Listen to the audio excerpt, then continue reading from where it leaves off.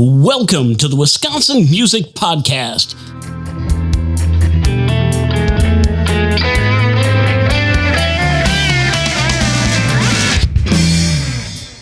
Hello, and welcome back to the Wisconsin Music Podcast, where we deep dive into the stories and sounds of the artists who give the heartland its heartbeat. I'm your host, Zach Fell, and today we're thrilled to have a very special guest whose music journey has taken him from the rural landscapes of Georgia all the way to the shores of Lake Michigan. Today we have the pleasure of sitting down with Phil Tittle, a remarkable singer-songwriter whose roots are as deep and expansive as the genres that have influenced him.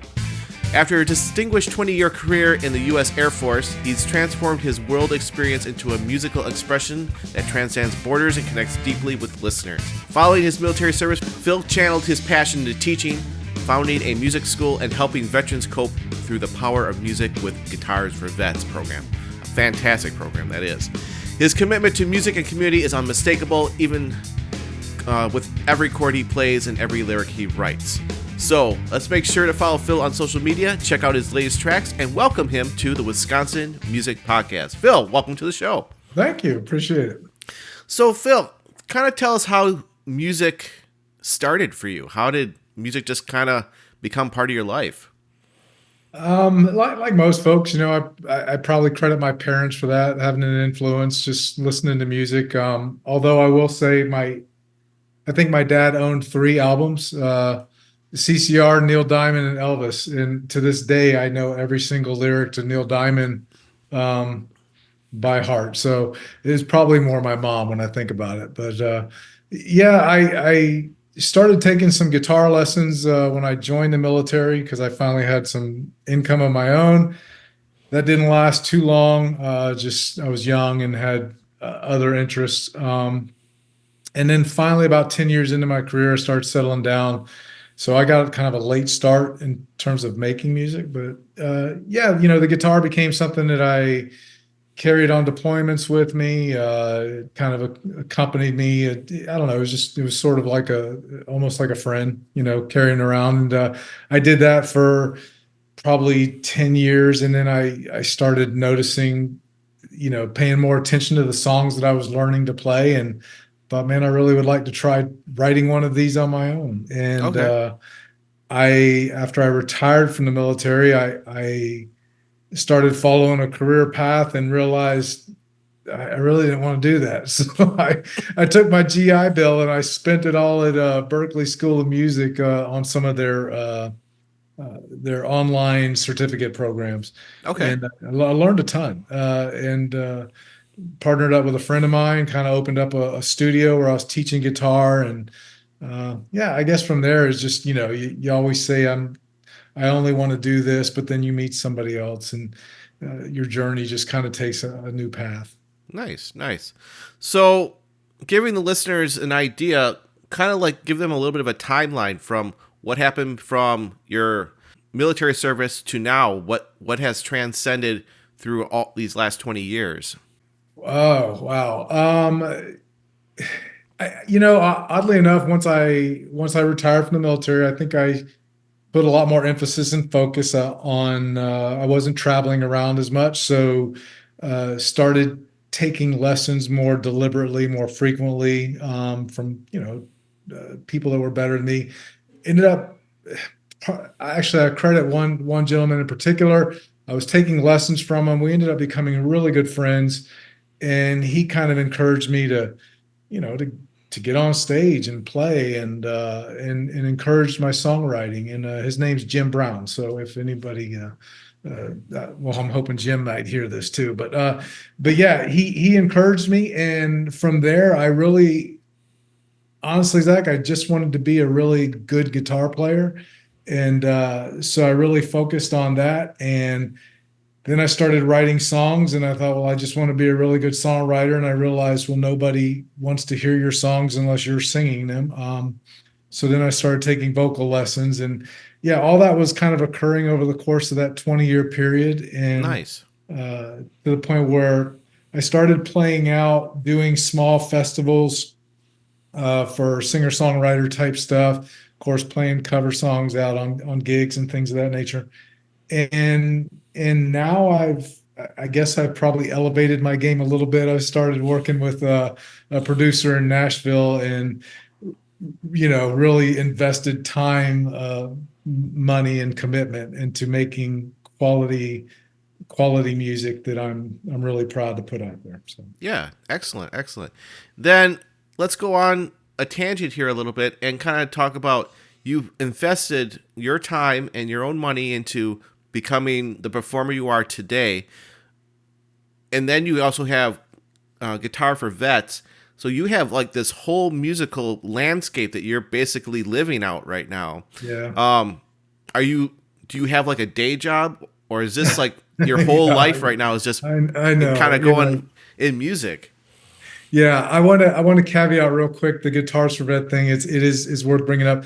I did not start Guitars for Vets. That was actually started in Milwaukee, as you probably are well aware. Yes. But for your listeners, I was living in Florida at the time. As I said, I had a lot more time, and I wanted to, give back to the community and serve. And I started looking at starting my own nonprofit, but in my research, I realized, people are already doing this.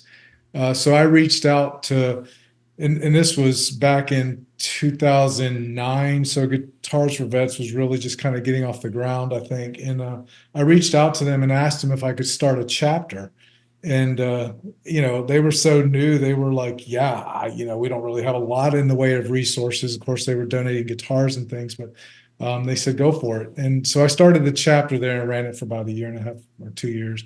Um, Eventually let that go, started a musical school, where I was just teaching guitar and some songwriting techniques and things of that nature. But yeah, I do have a day job. I say it's to support my music, my music habit, because it does a lot better job of paying the bills than my music career. Right. But yeah, I music is I spend way too much time and money on it for just to be a hobby. So Yeah. as you understand. Yeah, And absolutely. I'm sure, and I know your listeners do too. Yeah. We get it. Excellent. Yeah. And then so let's talk a little bit more about the music school that you started. Kind of give us some background on that and how that is running. Yeah, that mentor that I had, he had started a music school where he was primarily teaching guitar, and then of course he kind of modeled it after the School of Rock program, where Okay. he would bring his students in, get them up to a point, and then get them to where they could go out and play live, of course, under his instruction, and then the people that he brought on. And I loved that because it transcended just getting up on stage and playing your guitar and rocking out for your friends and family. It was teaching kids and adults overcoming fears, being deliberate, initiative, all the things like sports do. But it was music, and I wanted to be a part of it. And so him and I ended up partnering up and kind of started a franchise of what he was doing. And I did that for close to 10 years. And again, I was working full time, so it was really just for my own enjoyment. It was I tried to make enough to cover my overhead to keep the school running, but it also gave me, the added benefit of having a place to go and jam out and bring guys in and practice and rehearse and write songs without, making the neighbors upset. But I finally have let that go. It and just focus now on what I want to do. I don't want to. I can only learn so many Taylor Swift songs, and and then I want to do my music. Right. So let's kind of get into that now. So how many albums have you done so far, or is this your first one that's been released recently? So I did three albums, and I over the course of the last 5-6 years, and what a wonderful experience. I learned how to I learned the process. I learned to go in the studio and how to kind of be in that environment. And then once I linked up with this producer in Nashville, I realized my music had a long way to go in terms of, production, just overall production quality, songwriting. I mean, I really I had to step my game up, and I pulled all that stuff offline. So I'm kind of starting from ground zero. My current plan is to release a single about every 6 to 8 weeks throughout this summer into the fall, and then probably early 2025 I'll put out my first album, which will include a lot of those singles, but then also some maybe 4 or 5 other songs on top of that. So Gotcha. yeah. So I know you said the 3 albums that you did prior you've taken down because you feel that they don't meet exactly what your standards are now. But what have you learned over those last 3 albums compared to the one that you're working on now?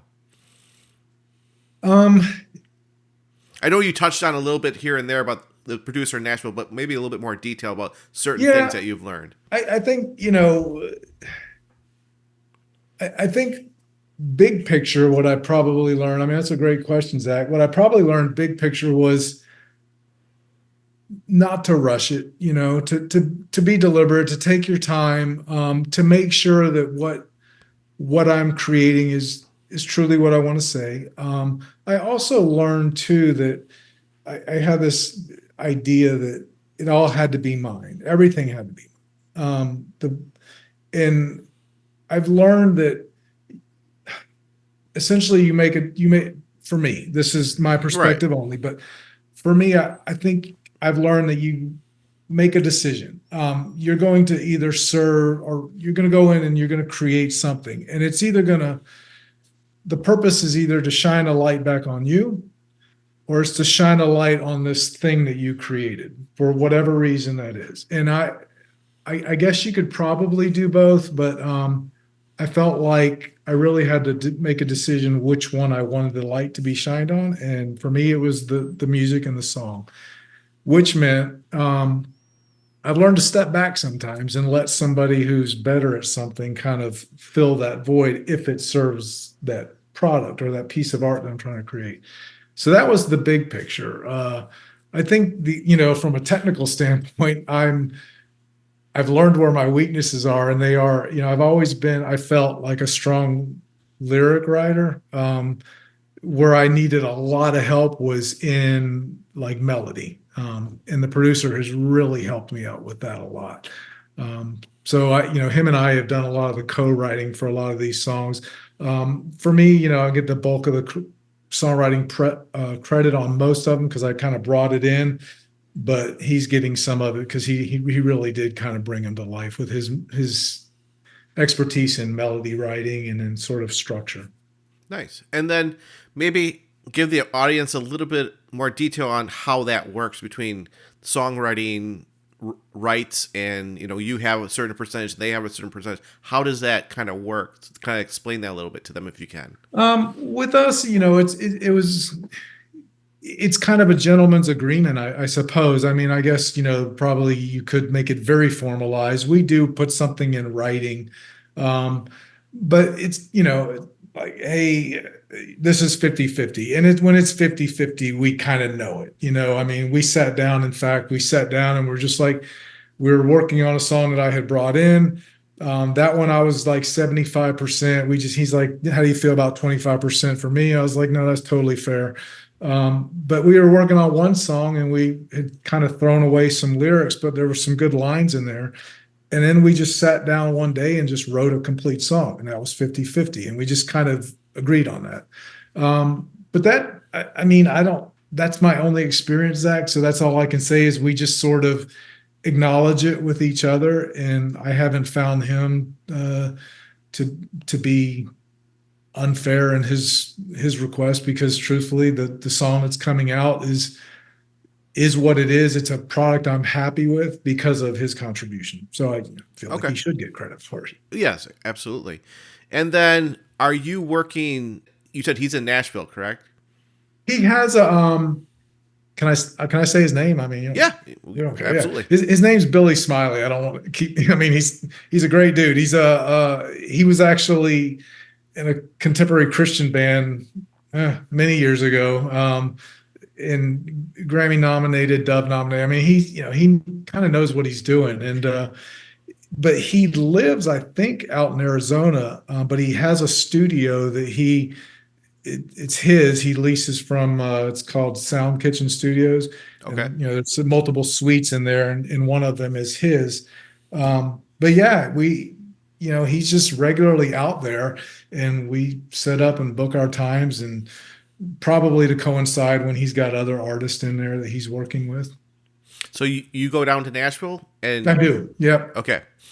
And how much time have you spent down there working on this project? Uh, I've been down there twice now in about a week each, so just a couple weeks, Okay. and current plan now is to go back down there. Probably we just sort of tentatively set something for maybe in January, possibly a little later. Okay. So January 25 next year, you're gonna head back down there. That's the plan. It's, as I said, it's a financial endeavor for Yes. sure, because you're hiring session musicians, you're hiring a world class studio, and not to mention the work of the producer. So there's a lot that goes on, and yeah, it's I have to consider that part of it as well. Right. Exactly. And then, do you still like kind of collaborate like over emails or certain, like send like recordings of what you're working on, and then he helps you kind of like make it better, or how's Yeah, that that was project sort of going? how it started, was just, hey, send me some rough, and he's talking, when he says rough, it's on your iPhone kind of stuff. He wants them stripped back. And that was sort of the initial process. It's like any relationship. And I listen to your podcast. I know that you have multiple people that are listening who are very used to this process, but I think the more you get used to working with somebody, you kind of develop that relationship where you it changes the nature of how you communicate, how you exchange information. So right now, when we met last time, I think he's getting more confident and comfortable in what I bring to the table. So he's like, hey, let's just shoot me some lyrics, shoot me some pieces of songs you're working on. I'll put some melody, I'll send them back to you. You can add more lyrics, and we seem to be kind of finding our role and our groove, together as a team, him and I. Yeah, so I guess that's a long-winded way of saying I'm still kind of figuring this all out.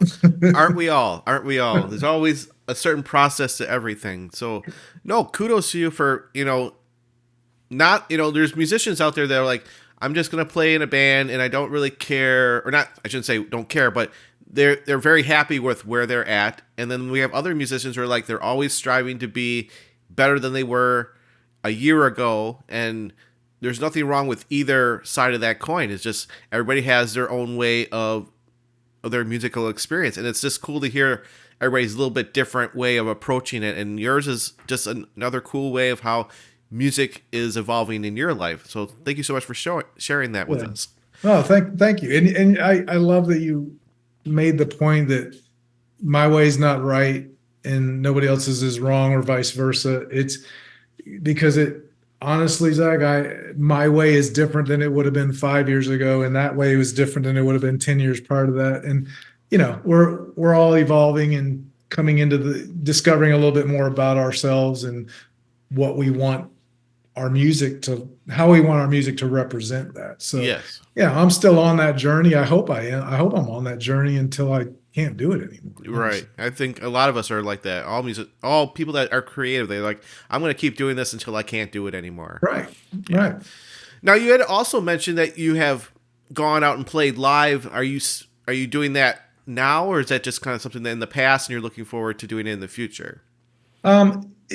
Both. I did it in the past. Typically in the past, I still miss and crave that dynamic that you have with a band. Mm-hmm. I really enjoyed doing that.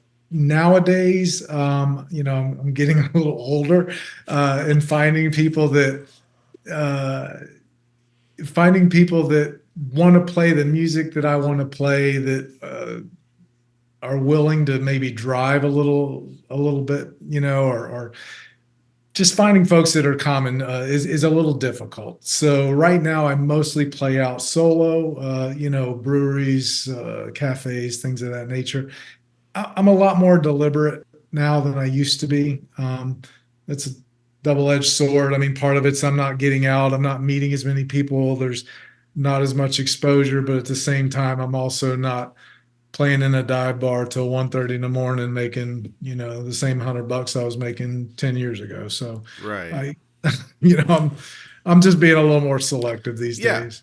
And how do you see, or what's your perspective on the positives of the local scene when you're out there playing? So I'm learning, and I've been listening to, your podcast and some of the others too, to see if what I was suspecting is kind of the perception. And I believe it is. I think here, and I'm not saying it just because I'm here now, there's a lot less competitiveness. I think here it feels like it's a little more community oriented amongst the musicians. I'm sure that, there's examples of where that's not true Yeah. anywhere, but here it does feel like I can collaborate and it's not seen as competition, and you don't hear or see as much of the whatever you want to call it, just the unprofessional behavior Yeah. that I would see. And I am learning, and I still haven't quite cracked the nut on getting into the community, because I still think it is very much a part of getting out and getting known. I am learning, I think, that where I was at in North Florida, you just simply did not pick up a phone and call a venue. That was like verboten. You just didn't do it. Hmm. It was email only. And I'm kind of starting to learn here. I think it's actually the opposite, where they prefer the face-to-face communication, or the, picking up a phone call. So, but again, I'm figuring it out, Zach. No, that's cool. I mean, Which it's speaks cool to, highly, honestly, of the venue owners as well. I yes. think they're a little more. Uh, it's not just seen as I don't know, a monetary transaction. There's actually an investment in whoever they're bringing in. Again, just my perception so far. No, that's cool to hear, like, the different ways things are happening around the country. Is like you just said, some places email only. We're doing it strictly by this certain book way. But out here, it's like a little bit more open. They're like, call us up, come, visit the venue, come talk to us, see if this is really where you really want to come and, show your talent to our patrons. Right. Yeah. And then, have you come across any, like, struggles in the area where, you're trying to get into performing? Just that, probably because of what we just talked about, which is very typical. I don't get replies or responses back. And I know every single musician who's ever tried to book a gig goes through that. And I know the reality on the other side too, that those venues are getting inundated with hundreds and hundreds of requests. And so I understand that. But, I think a lot of it is just, I just haven't been here and out playing that long. So it's what you're doing. It's getting out, learning about the community, learning about, different people, going out and seeing some live acts, where they're at, who they are. And I'm doing that. So I don't know that I've seen any struggles, other than I'm just starting over and nobody knows who I am. And, that'll change. Yeah, exactly. Yeah, it's all about networking and not being a jerk to people out there, and just, making sure that you're having a positive connection with the community. Right. Now, you said we were going to have a couple songs coming out pretty soon, and we can have this episode come out when the music's ready, if there's a couple songs that you'd like the listeners to listen to on here on the podcast. And if so, which ones would they be? And if you want to talk a little bit about each one of them. So when your season 5 kicks off, as I just saw that, in this one, I will have at that point 2 of them that are currently out and available for purchase, streaming, and all that. The first one I released in just last month in March. It's called "I Wish I Knew." That one's out now, and the second one will be released as of today. It'll be released this Friday. By the time this is put out, to your viewers, it'll be out already. That one's called "Better Man." And both of those were produced down in Nashville at the studio I was telling you about with Billy. Yeah.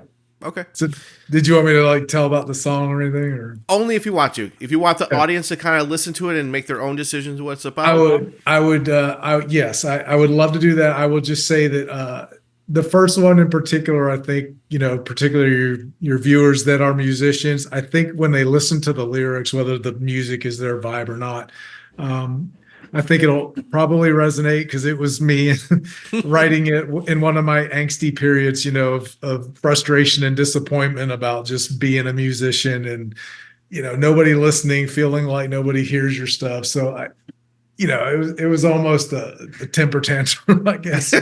But it's a fun song. It totally has that kind of Tom Petty, classic rock vibe to it. Cool. And I think folks will like that. Nice.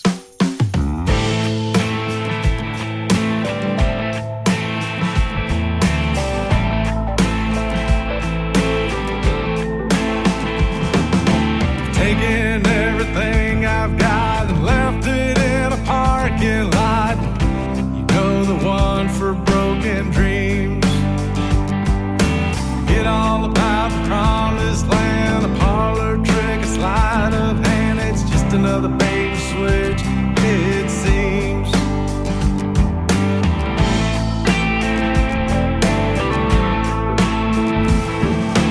Chasing castles in the sky, success is just a contact high. It's just another party for a red costume.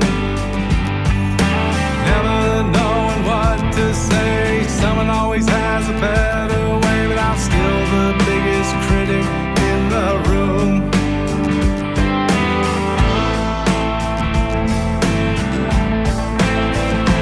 Where's it all leading to? Is it tangled up in blue? Dead ends, all the burned out bridges and the walls I'm breaking through.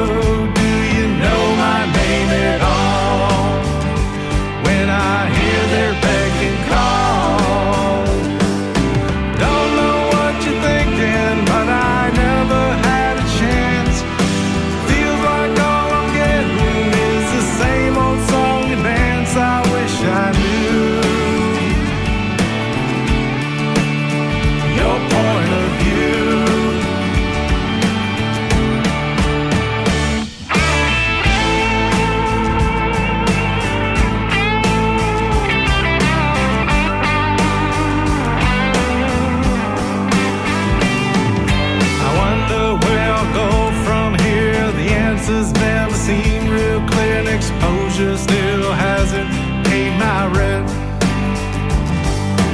Maybe I'll just put it down. A different dream, a different town. I'm just another carny looking for a circus tent.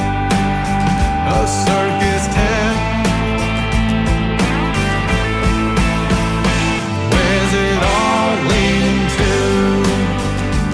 Is it tangled up in blue? Burned out bridges and the walls I'm breaking through. Do you know my name at all? When I hear their begging call. Don't know what you're thinking, but I never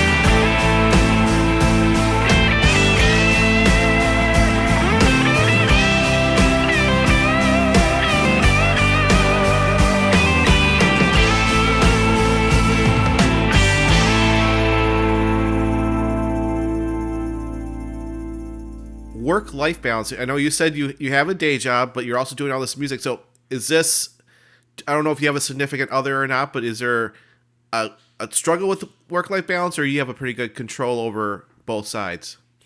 I feel like right now I'm in a good place with it. I think it helps that I work from home, 100% fully remote, which gives me a lot more, well, I would say work-life integration, meaning I can kind of tailor my schedule, my work schedule somewhat around, other things. So if I want to start my day early so I can leave in the afternoon to go, do a gig in Madison or something, then I can do that. But yeah, I feel like I'm in a good place with it, being able that I can work fully remote, and I haven't done this yet, but being that I can also take a gig in another state or another city and just get an Airbnb and work from there during the day and, go do a gig at night. So I haven't really explored fully the freedom that I have. But I'm hoping to do that maybe going into next year. Nice. Another thing is performances, concerts or whatnot that had a major impact or influence on you. And there's two ways of looking at this, and we can explore both. One is as a performer, and the second view is as an audience member. You know what? This is an awesome question because, and I think I had to mature a little bit as a performer, to the point where I don't know when it was, maybe 6, 7, 8 years ago. I realized that when I was watching somebody, I wasn't watching them to see what they did wrong, but I needed to watch them to see what they did right. They weren't my competition; they were actually my teacher. And that went. It didn't matter if it was a 22-year-old girl covering, Taylor Swift or whatever it was. I just wanted to learn how they did that. So I've really, whether I'm watching somebody out live now, I really do pay attention to how they connect with the audience, how they present their material. Even so much as what their set list looks like in terms of, tempo up and down and stuff like that. I am a huge Jason Isbell fan. Okay. And I've seen him a couple times. I'm getting ready to go see him next week out at Red Rocks in Colorado. Nice. And I love how he presents himself or presents the music. So I saw him at the Ryman 2 years ago, and that was kind of a really, not, forgive the pun because it's the mother church or whatever, but it really was a kind of a religious experience because I was watching one of my favorite performers in a venue that I know so much magic has happened, and that was a really great experience, and probably from an audience too, but I think when I think about it from an audience perspective, the one that stands out to me usually the most, I like intimate performances, but I saw the Foo Fighters back in like 2008 or 2009, and Dave Grohl simply owns the stadium. It's like, I don't know. He's an amazing performer. He's an amazing musician, and he just makes you feel like you're just down in his basement, jamming out. And meanwhile, there's 45,000 people around you. So I love that. Yeah, I have had certain similar experiences with bands that I like, and I know exactly what you're talking about. I know listeners have pretty much the similar thing as well. It's just so cool to see someone that so known be so basically down to earth and just inviting to everybody. Yeah, you really get the sense that he just wants to be there, Yes. I mean, and not for any other reason, and he just loves what he's doing. Exactly. Now, if you could go back in time and talk to your younger self 20, 30, 40 years ago, if you wanted to, what kind of advice would you give yourself if you could? Wow, that's a big question. with a lot of possible roads. Yes. I'll keep it for the sake of your audience. I'll keep it to music. I would, at the most basic level, technically, I would put a lot more emphasis than I did early on. This is going to really probably upset some of your listeners. I would put a little more emphasis on music theory than I did. And I don't mean like, I'm not talking about, reading music chart, but just certain things like ear training, understanding the intervals of, what music is and how it relates to each other, and not at some big level. But once I began to do that, a whole lot of doors just really opened up for me. And I still got a long way to go with it. But I see the connections between where I am and where I want to go. That road gets a lot shorter once I start incorporating some of that stuff into it. So Nice. That's one thing I would advise myself. And the other is really just and this is true of everybody, but I don't want to say it's just because I've gotten a little older, but stop worrying about everybody else. Just it's so much. Everybody says it. It's easy to say and it's hard to do. Yes. But I found, if I could tell my younger self, the key to doing that is to ask yourself, why are you doing this? And if you can answer that question, then I think you'll get there a lot quicker, because you'll find that you're doing it because you love doing it, and it has nothing to do with how famous you're going to be or how much money you're going to make or how many people are listening to your song. It's because you just want to get better at creating this thing inside you. So I hope listeners really enjoyed that answer. I certainly did. Yeah, very cool. So thank you for sharing that. Thank you. All right, so we are getting close to the end of this. Is there anything you'd like to tell the audience about you, about music, or just a little last minute or last saying before I let you go?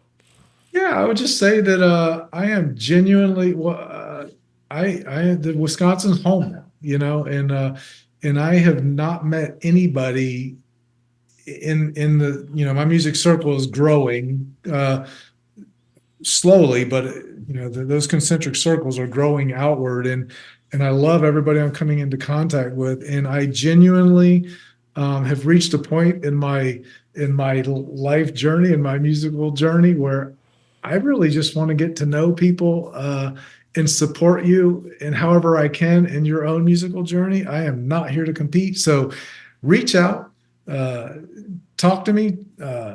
If you're interested in something, I would love to come out and hear you play. I'd love to talk to you, connect on social media, whatever it is. And I'm just looking forward to kind of settling in here and becoming part of the scene, as it were. And I'll put all your social media and your contact information in the details. But for the listeners, why don't you just quickly just say what they are real quick so they can hear it? Where can they find you online? The easiest way is to go to my website, which is philtittlemusic.com. And I've got links to Facebook, Instagram, and YouTube. And that's really all I use. Those are the only three. That's the easiest way. Other than that, it's Phil Tittle Music. You'll find me on all those just by typing that in. Excellent. Well, Phil, thank you so much for being on the Wisconsin Music Podcast. It was a great conversation. I really enjoyed listening about all the things you've been a part of or your career as a musician. And I just hope the listeners enjoyed this at least as much as I did, because I certainly did. And thank you so much for being on the show. Yeah, thanks for having me, Zach. It was an absolute privilege and a pleasure.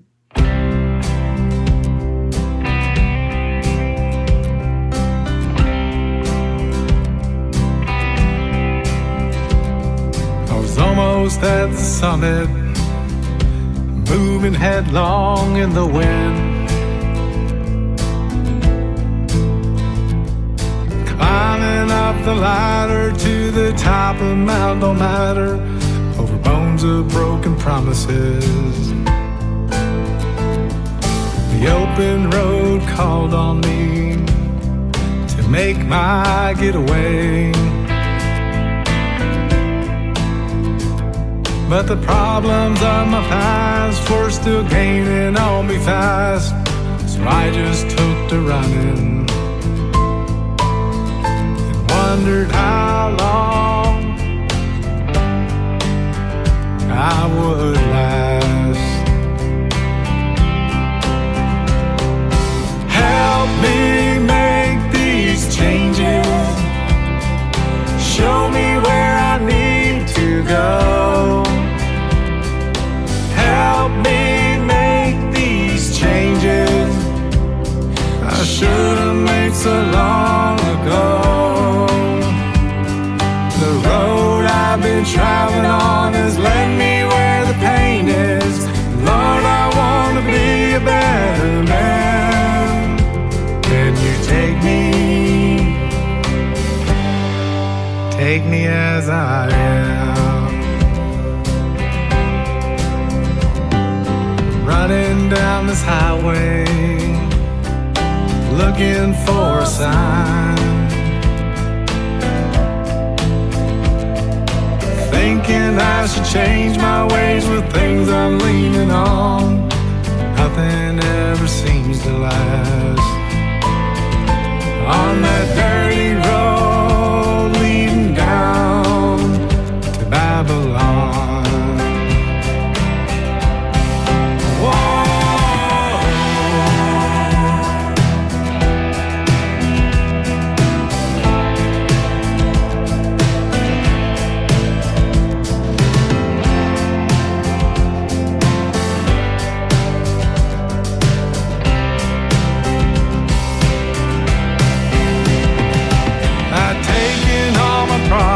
Simply moved them down the line, replaced with useless relics from my self-indulgent shrine.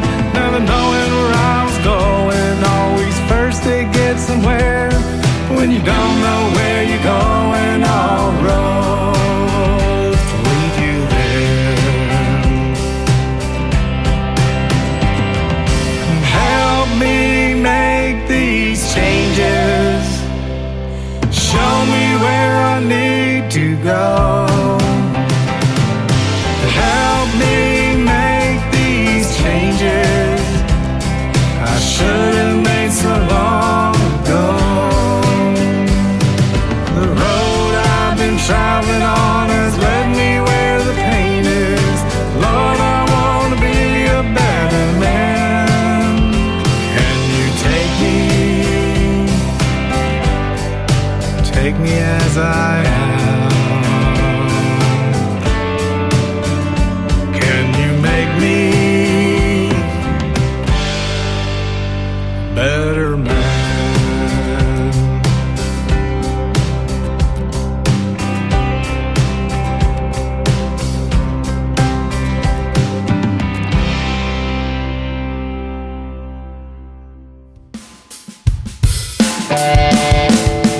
Thanks again for tuning in to another episode of the Wisconsin Music Podcast. Once again, I'm Zach Phil, your host and creator of the Wisconsin Music Podcast, where I love to amplify the great sounds coming out of the Wisconsin state. We have great talent here, great support, great listeners. Thanks to Fox Cities Indie Radio for syndicating this on Thursdays and Sundays, along with their other great programming. So make sure you check out the Fox Cities Indie Radio.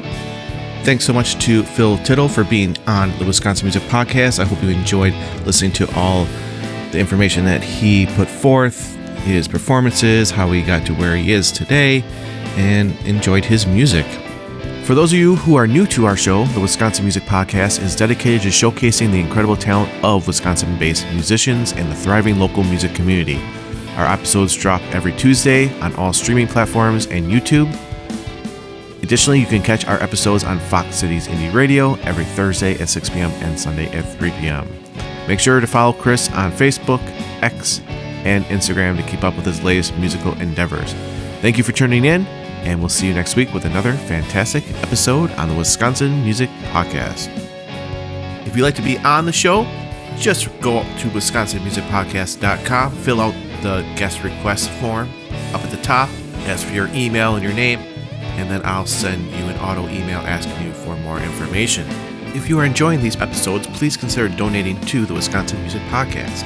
Donations help pay for the website and putting the podcast up on streaming services, and also getting our name out there to all Wisconsinites and others that are interested in our great music here in Wisconsin. Donations are secure through PayPal and Stripe. All you have to do is go to the website and click on Donate to WMP. You can also head over to our Instagram and Facebook pages and like us there.